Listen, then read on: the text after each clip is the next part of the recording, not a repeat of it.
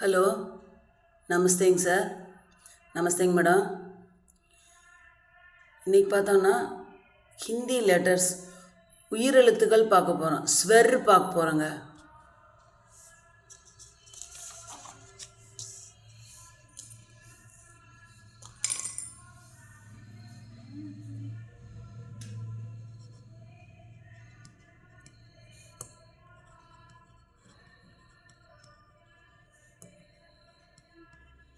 உயிர் எழுத்துக்கள்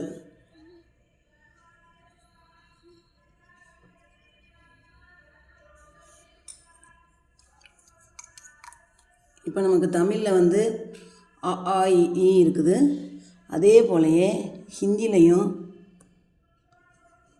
ஆ ஆ இ உ ஊ இருக்கு. இதே போல் தான் குரில் நெடில் நெடுக்கு குறுகிய ஓசை குரில், நெடிய ஓசை நெடில். அதே போல் ஹிந்திலையும் அதை சோட்டி படி அப்படி சொல்கிறாங்க. குறியில் சோட்டி சொல்கிறாங்க, நெடியில் படி சொல்கிறாங்க. ஆ இதாங்க ஆ ஆ. ஓகே, அடுத்து ஆ. இது ஆ மாதிரியே போட்டுட்டு பக்கத்தில் ஒரு கோடு, இது துணைக்கால் ஆ. அடுத்து எஸ் மாதிரி போட்டு ஒரு சின்ன சர்க்கிள் போட்டு கீழே இழுக்கணும்.